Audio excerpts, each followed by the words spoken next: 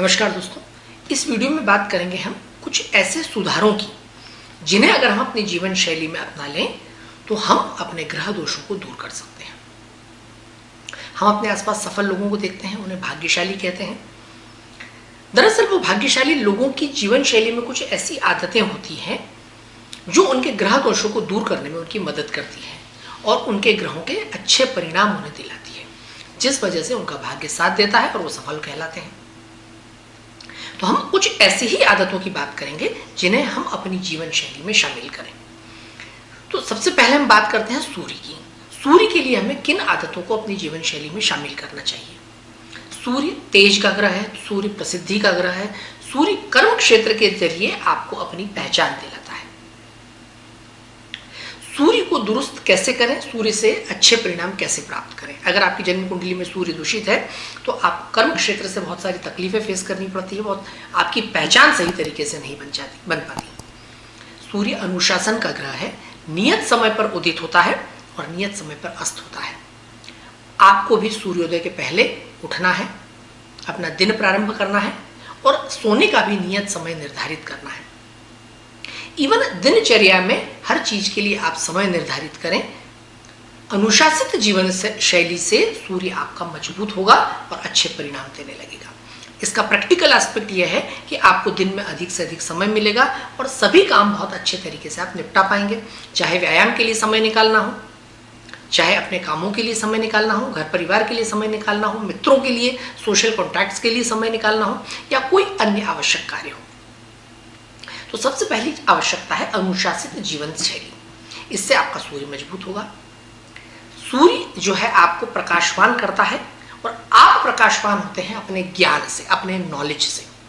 तो जब सूर्य मजबूत होता है तो आप अपने नॉलेज के जरिए समाज में अपनी पहचान बनाते हैं और इसके लिए दूसरा काम आपको ये करना है कि अपने नॉलेज बेस को बढ़ाना है, अपने ज्ञान के कोश को बढ़ाना है, निरंतर कुछ सीखते रहना है। जिस भी क्षेत्र में आप हैं, जिस भी फील्ड में आप हैं, वहां पर अपनी पकड़ मजबूत करते जाएं, ज्ञानार्जन करते जाएं ताकि आपकी पहचान का दायरा बढ़ते जाए, लोग आपको पहचानने लगे आपके ज्ञान से, आपके क्षेत्र में आपकी पकड़ से। जो सफल लोग होते हैं वे यही करते हैं। उन्हें उनके क्षेत्र में बहुत अच्छी महारत हासिल होती है, इसी वजह से वो आगे बढ़ते जाते हैं और उनकी पहचान कायम होती है। तो आपको भी नॉलेज बढ़ानी है, निरंतर पढ़ते रहना है, निरंतर अभ्यास करते रहना है, निरंतर प्रैक्टिस करते रहना है। इससे आपका सूर्य प्रबल होगा। अपने नियम और वचन पर कायम रहें, कभी कमिटमेंट्स फेल्यूर ना होने दें, इससे आपकी पहचान अलग बनेगी। जो काम जिस नियम से आप निर्धारित करके करते हैं आप वैसे ही करते चलें, इससे आपका नाम बढ़ेगा और साथ ही साथ आपको भी अच्छा लगने लगेगा कि कोई भी कार्य आप नियत समय पर करते हैं। थोड़ी परेशानियां इन चीज़ों को फॉलो करने में आती है, इन आदतों को फॉलो करने में आती है, परंतु बाद में ये आदतें बन जाती है आपके जीवन का एक अभिन्न अंग। सूर्य आत्मा का ग्रह है, नेचुरल आत्मकारक ग्रह है। जब आपकी आत्मा प्रदूषित होती है तो उससे सूर्य दूषित होने लगता है, या यूं कहें कि सूर्य अगर कुंडली में कमजोर है तो आपकी आत्मा भी दूषित होती है। आत्मा को प्रदूषण से बचाने के लिए आवश्यक है कि आप नकारात्मक विचारों से बचें। नकारात्मक विचार आपके मन से, मस्तिष्क से आपकी आत्मा तक पहुंचते हैं और उसे प्रदूषित करते हैं।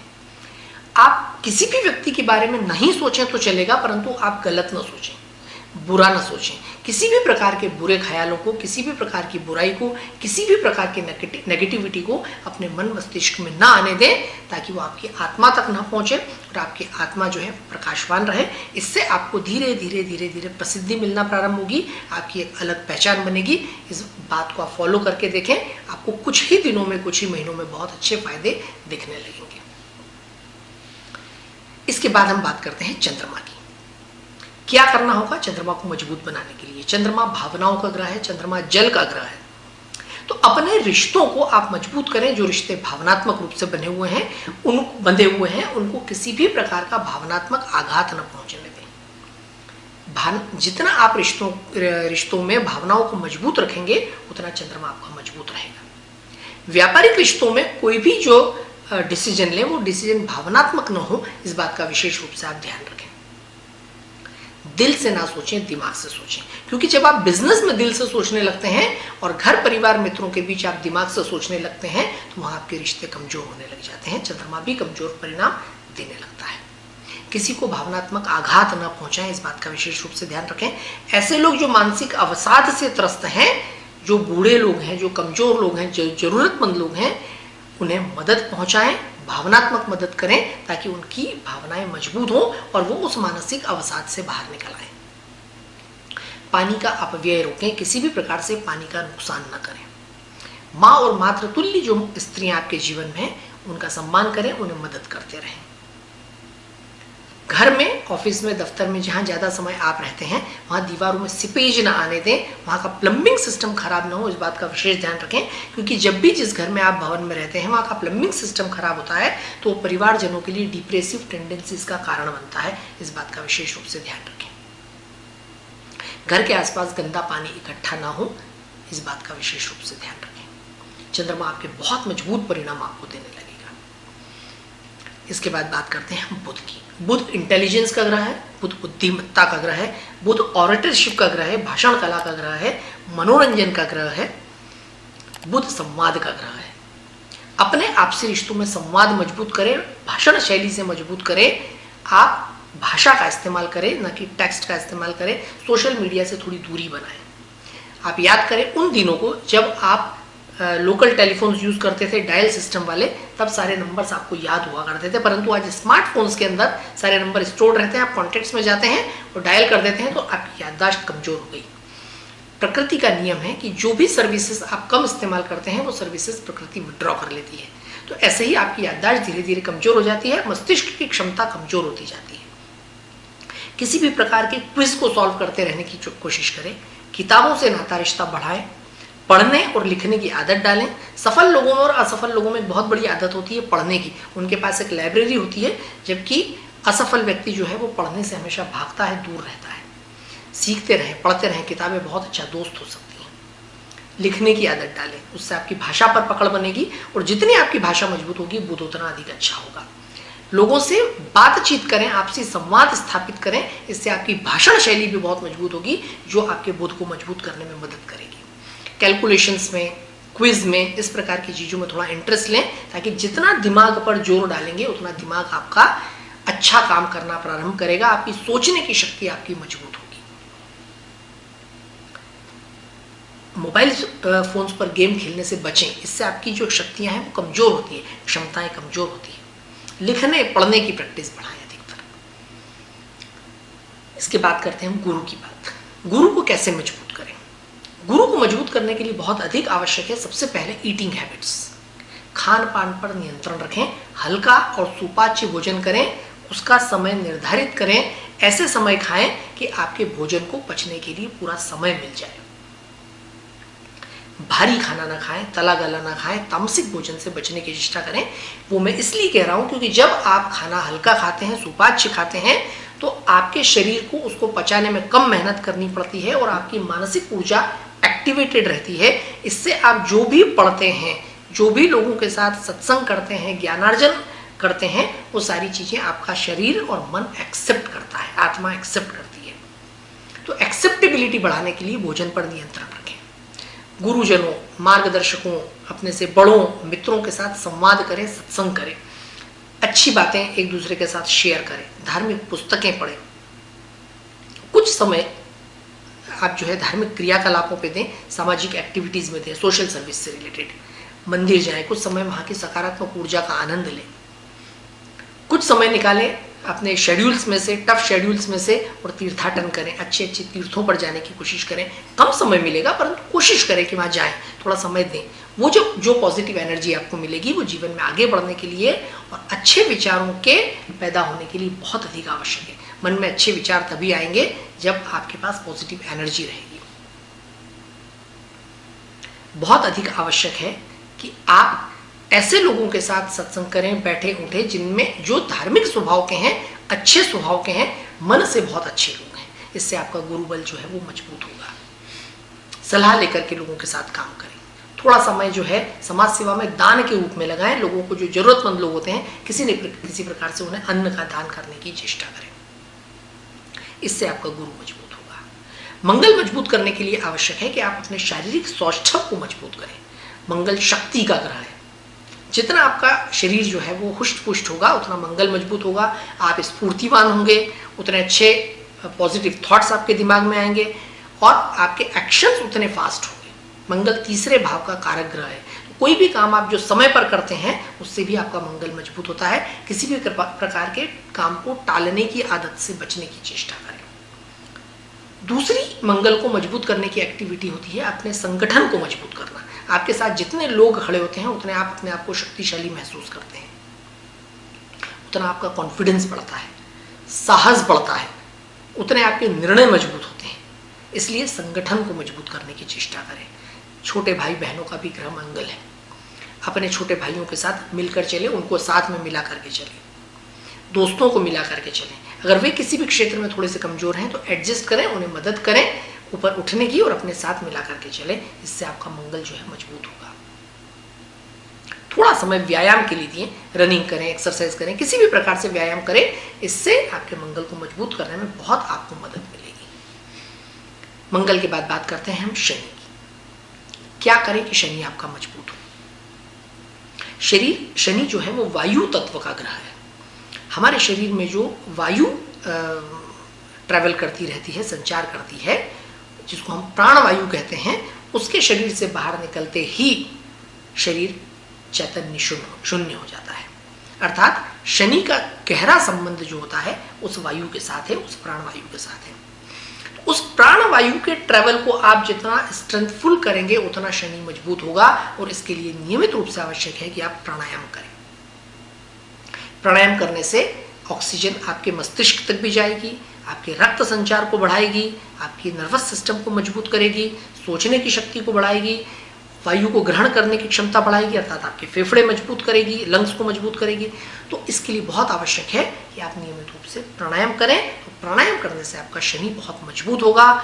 आयुवर्धक एक्टिविटी है प्राणायाम, आपको जो है लंबी आयु भी प्रदान करता है और आपके शरीर को भी जो है वो स्फूर्तिवान रखता है। और जितने अधिक स्फूर्तिवान, मजबूत, मेंटली एक्टिव आप रहेंगे उतना शनि अधिक आपका एक्टिव रहेगा। और जब आप अपने आप को एक्टिव महसूस करें तो जरूरतमंदों की मदद करें, उनके प्रति सम्मान का भाव रखें, प्रकृति के साथ आप अपना नाता जोड़ें।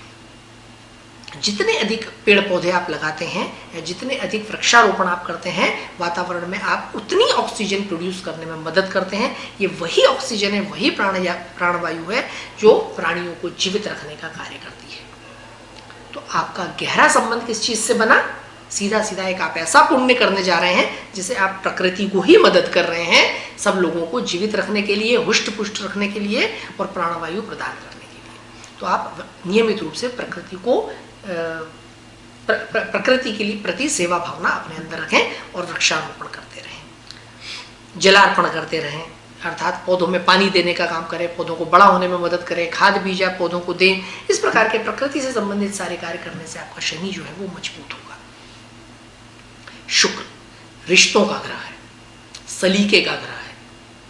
जिन भी लोगों के साथ आपके संबंध हैं उनके साथ आप अपने बातचीत के व्यवहार को बदलने की चेष्टा करें। यह बड़ा आकर्षक होना चाहिए। आपके बोलने चालने का तरीका जितना अच्छा होगा उसमें जितना अधिक आकर्षण होगा, आपका शुक्र उतने अच्छे रिजल्ट्स आपको देगा। आप जितने अच्छे से पेश आएंगे, जितने आप प्रेजेंटेबल रहेंगे, उतना शुक्र आपका अच्छा होगा। लोग आपकी तरफ खींचे चले आना चाहिए, चाहे वो आपकी भाषा शैली से हो, चाहे वो आपके व्यक्तित्व से हो। जितने सलीकेदार आप रहेंगे, अर्थात सलीकेदार से मतलब विलासिता से रहने का कभी नहीं होता। आपको कपड़े महंगे नहीं पहनना है, जो कपड़े पहने वो अच्छे से पहनना है, धुले हुए पहनना है, जो आप पर जचे ऐसे कपड़े पहनना है। आपका घर इसी प्रकार से जमा हुआ हो, आपका शयन कक्ष इसी प्रकार से जमा हुआ हो, क्लटर फ्री रहना चाहिए, अस्त व्यस्त सा नहीं होना चाहिए। पता चल रहा है आपने बहुत सारा फर्नीचर तो आपने ला करके रख लिया, आप खुद उसमें बैठ रहे हैं तो आपको अनईजी फील हो रहा है। पॉजिटिव एनर्जी को ट्रेवल करने के लिए भी जगह होनी चाहिए। जितना इजी फ्लो पॉजिटिव एनर्जी का आपके घर में रहेगा, आपके शयन कक्ष में रहेगा, आप अपने आप को हल्का महसूस करेंगे, पॉजिटिव महसूस करेंगे, अपने आप की सोचने समझने की क्षमता में जो है आप विकास महसूस करेंगे।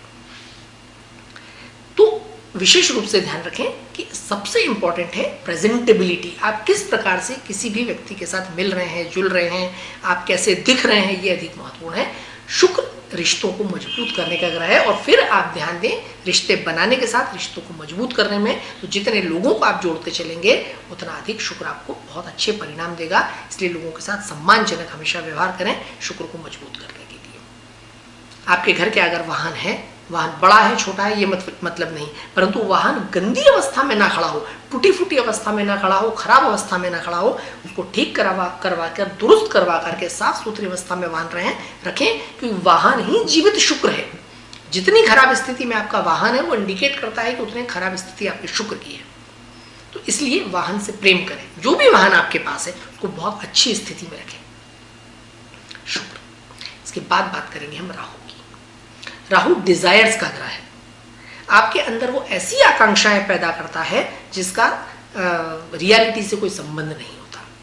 यानी आप वो चीजों को ड्रीम करते हैं जो आपकी काबिलियत से बाहर है। इसलिए बहुत आवश्यक है कि किसी भी चीज का ड्रीम करने के पहले अपनी काबिलियत को बढ़ाएं। राहु मटेरियलिस्टिक प्लैनेट है। आपको वो सब चीजें, राहु एक छोटे बच्चे की तरह होता है, तो आपको वो चीजें चाहिए होती है जो आपकी पहुंच से बहुत दूर होती है। तो अपनी आकांक्षाओं पर एक लगाम लगाएं, कुछ सीमित दायरे में सोचने की चेष्टा करें, पहले अपनी काबिलियत को बढ़ाएं, फिर चीज़ों को हासिल करने की कोशिश करें। क्योंकि ये सारी चीज़ें आपके मन में लालच पैदा करती हैं, और जब लालच आती है तो आप शॉर्टकट्स का इस्तेमाल करने की कोशिश करते हैं और वहीं आप धोखा खाते हैं। अपनी आदतों पर नियंत्रण रखें, जल्दी सोने की चेष्टा करें, खाने का समय आप निर्धारित करें, जो खाएं वो ऐसा खाएं कि कम से कम वो तामसिक भोजन की श्रेणी में ना आता हो। राहु किसी भी प्रकार की जो आदत देता है वो बहुत बुरी हो सकती है। आपको चाय पीने की भी आदत हो सकती है, आपको कॉफ़ी पीने की आदत हो सकती है, स्मोकिंग की आदत हो सकती है, खाना खाने के टाइमिंग्स आपके खराब हो सकते हैं, जो भोजन कर रहे हैं वो तामसिक हो, बाहर का खाना आप रोज खाते हो, घर का खाना आपको पसंद नहीं आता हो, कोई भी चीज़ ऐसी हो सकती है जो आपकी आदत में शामिल हो सकती है अगर राहु आपका दूषित है तो आदतों पर नियंत्रण रखें। जितना आप समय के साथ रहेंगे, अनुशासित रहेंगे, राहु उतना अच्छा परिणाम आपको देगा। अपनी काबिलियत को बढ़ाएं और उसके हिसाब से आपके लक्ष्य निर्धारित करें। डे ड्रीमर ना बने, किसी भी प्रकार से बहुत ज़्यादा अपने आप को मटेरियलिस्टिक होने से रोकने की चेष्टा करें, तभी आपको राहु सही परिणाम देगा। सिर्फ एक ही टिप है कि आदतों से बचें। कोई भी आदत आपके अंदर नहीं होनी चाहिए, हर चीज में अपने आप पर, आत्मा पर आपका नियंत्रण होना चाहिए। केतु बहुत ही इंपॉर्टेंट प्लैनेट है। केतु सिर्फ एक काम करता है, आपको आपके लक्ष्य से दूर ले जाता है। जो भी मटेरियलिस्टिक एक्टिविटीज में आप इन्वॉल्व हैं, पारिवारिक जीवन में आप इन्वॉल्व हैं, वैवाहिक जीवन में आप इन्वॉल्व हैं, सामाजिक जीवन में आप जो जुड़े हुए हैं, अपने लक्ष्य प्राप्ति के लिए काम कर रहे हैं, समाज के लिए काम कर रहे हैं, घर परिवार को के लिए काम कर रहे हैं, अपनी आजीविका के लिए आप काम कर रहे हैं, ये सारी चीजों से केतु आपको भटका करके मोक्ष की तरफ ले जाता है। मोक्ष मतलब डिटैचमेंट, डिटैचमेंट ऑफ एनीथिंग। आपके मन में एक भावना आती है अगर केतु खराब है तो, कि ये सब मैं क्यों कर रहा हूं, किसके लिए कर रहा हूं। ये भावना अच्छी होती है, परंतु जब आप पारिवारिक जीवन में हैं, जिम्मेदारियों को वहन कर रहे हैं, तो ये भावना आपके लिए बहुत खराब रोल प्ले करेगी। ये समय नहीं होता है कि आप इन जिम्मेदारियों से दूर भागें। और जब केतु खराब अवस्था में हो तो कुछ इस प्रकार की सोच आपके अंदर पैदा होती है। केतु कुंडली के 12वें स्थान का कारक ग्रह है, जो आपको डिटैचमेंट देता है, आपको एक संत बनाने की चेष्टा करता है, एक सन्यासी बनाने की चेष्टा करता है। उससे बचने के लिए नियमित रूप से आपको मेडिटेशन करना बहुत आवश्यक है। क्योंकि जब आप में डिटैचमेंट का भाव आता है तो आप अपने लक्ष्य के प्रति जो आपकी पकड़ है, जो आपके अंदर जुनून है, वो कमजोर हो जाती है पकड़। तो उस पकड़ को मजबूती से बनाए रखने के लिए आपको रोज नियमित रूप से मेडिटेशन करना चाहिए, ध्यान करना चाहिए। भले ही कम समय के लिए करें, परंतु ध्यान करके कुछ समय के लिए विचार शून्य अवस्था में जाएं और इस प्रकार के नकारात्मक विचारों को, नेगेटिव थॉट्स को अपने अंदर से बाहर निकाल दें और वापस ध्यान लगाएं कि कैसे आपको दौड़ करके अपने लक्ष्य को हासिल करना है। तो ये आवश्यक है कि आप मेडिटेशन करें। तो केतु का काम सिर्फ इतना ही होता है। तो मित्रों, ये बहुत छोटी छोटी सी आदतें थी, लाइफस्टाइल से रिलेटेड आदतें थी, जो अगर आप अपने जीवन शैली में शामिल कर लें तो आप भी उन लोगों की लिस्ट में शामिल हो सकते हैं कि जिन्होंने ये आदतें अडॉप्ट की और सफल लोगों की लिस्ट में वो शामिल हो गए। तो बहुत बड़ा अंतर नहीं होता सक्सेसफुल लोगों में और अनसक्सेसफुल लोगों में, सिर्फ विचारों का डिफरेंस होता है, सिर्फ लाइफस्टाइल का डिफरेंस होता है, कुछ छोटी छोटी अच्छी बुरी आदतों का डिफरेंस होता है। बुरी आदतों को समाप्त करना है और अच्छी आदतों को हमको अपनी लाइफ में शामिल करना है।